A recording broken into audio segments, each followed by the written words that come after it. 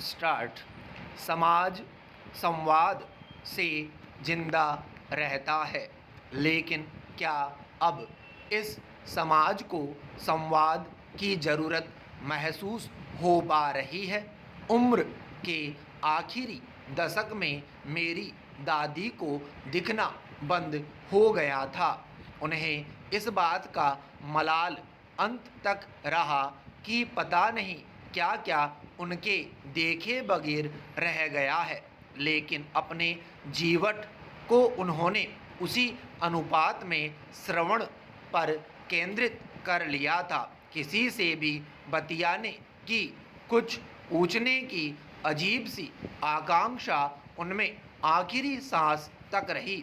वे ढेर सारी बातें कर लेती थी, किसी अजनबी से भी। वे किसी न किसी का मुंह खुलवाने में कामयाब हो जाती।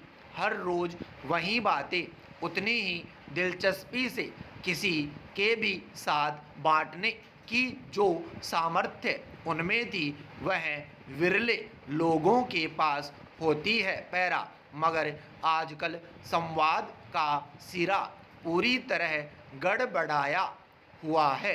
एक तो फालतू की व्यस्तता है, ऊपर से यह भी कि बताने से आखिर होना भी क्या है।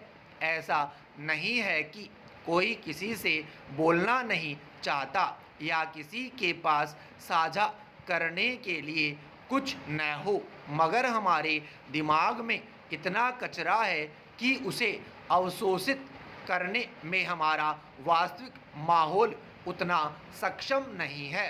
फिर जहाँ हम रहते हैं वहाँ अपनी कमजोरियाँ जाहिर करना भी बड़ा जोखिम वाला काम है। एक तरह के डर से हमेशा घिरे रहना पड़ता है। किसी को कुछ न कुछ पाने की बेचैनी से ज़्यादा मुश्किल है किसी को कुछ बताकर किस्तों में उनकी प्रतिक्रियाओं को झेलने की व्यवस्था। अब न संवाद उतने सरल है न समझ। हर कोई खुद से ही इतना भरा हुआ था कि किसी दूसरे के लिए जगह बच ही नहीं जाती, और बचती है तो अपने अनुकूल न होने की शिकायत। पैरा। इसके उलट सोशल मीडिया के मंच है, वहाँ किसी तरह का कोई दायरा नहीं है। हम कहीं भी कुछ भी कह सकते हैं और खुद ही समझदार होने का भ्रम भी पालते रह सकते हैं। गुस्सा, तनाव, परेशानी, कुंठा, सभी से निजात मिलेगी बिल्कुल मुफ्त में। समस्या एक और भी है, गैर जिम्मेदारी से किया गया कोई भी कार्य सही परिणाम कब तक दे सकता है, यहाँ लगाव नहीं है। किसी को समझने की फुर्सत नहीं है, बस खाली होने की जल्दी है। अपने दुख को बयान करने की जो तत्परता इससे पैदा हुई है, उससे हम लेस लगाकर केवल अपने दुख के ही बारे में सोचने के आदी हो गए हैं। दूसरों की ओर देखने की, अपना गम जज्ब करने की जो संस्कृति हमारे यहाँ थी, वह इस पीढ़ी में लुप्त होती जा रही है। पैरा। परिवारों में अंदरूनी जुड़ाव के जो मसले थे, कम होते जा रहे हैं। हर कोई ज़रूरत भर के लिए बोलता है, या यूँ कहें कि स्वार्थ के लिए ही। कोई आ भी जाए तो सबको यही जल्दी रहती है कि यहाँ से उठकर फ़ोन चलाया जाए। कुछ लोग 24 घंटे स्मार्टफोन से जुड़े रहने की अनिवार्यता में अपनी जागरूकता समझते हैं, भले ही उन्हें मालूम न हो कि उनके बच्चे ने पिछले साल भर में कुछ नया सीखा है या नहीं। पैरा। संवाद के सूत्र इस कदर टूट क्यों रहे हैं?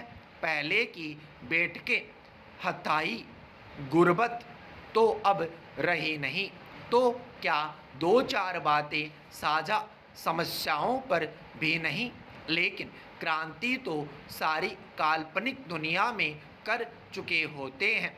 फिर वास्तव में वे छोटे छोटे कार्यों के लिए अपने बड़े दिमाग और पवित्र शरीर का इस्तेमाल क्यों करें? दो युवा व्यक्ति इकट्ठा होते ही वैश्विक नागरिक होने का दायित्व निभाते हुए देश दुनिया की राजनीतिक समस्याओं पर गंभीरता से विचार करते देखे जाते हैं, जबकि वे जिस जमीन पर खड़े होते हैं वहाँ फैले कीचड़ को उनकी साफ आंखें नहीं देख पाती। यह विरोधाभास है या अपनी समस्याओं से भागने की मजबूरी या कातर असहायता? पैरा। आज घरों में बहुत सारी दादियाँ हैं जो कई कई दिन घर में किसी से बतियाने को तरसती है, लेकिन जुबान सुनती है तो आखिर चुप रहने की ही। वहीं इस अनबोले जमात में धीरे धीरे घर के सभी सदस्य शामिल होते जा रहे हैं। संवादहीनता की इस स्थिति में व्यक्ति तब्दील होता जा रहा है, खुद एक स्थिति में, और घर बदलते जा रहे हैं। घरों के समूह में, घरों में अब परिवार नहीं, हर व्यक्ति की अलग घर है। कितने ऐसे लोग हैं जिनके पास न कोई बतियाने को है और जिनकी पहुंच किसी तरह के सामाजिक मंचों तक भी नहीं है। ऐसे लोग क्या करें? वे कितने बतियाएं, किस तरफ जाएं? आत्महत्या करें या घुटते घुटते संवेदनहीन होने को मजबूर हो? पैरा। स्थितियां दरअसल उतनी साफ और सरल नहीं होती जितनी अक्सर दिखती है। उनकी तह में जाने पर उनके अतिरिक्त जिन शाखाओं से हमें रूबरू होना पड़ता है, वहीं से ही किसी समाधान की संभावना बन सकती है। संबंधों के दरकने की यह समस्या न तो किसी एक स्तर पर है और न ही किसी एक वजह से। हजारों छोटी छोटी चीज़ें जो इसके बनने बिगड़ने में अपनी भूमिका निभाती है, उनको नियंत्रित करके ही समस्या बनने वाले मुद्दों को सुधारा जा सकता है। विराम। स्टॉप।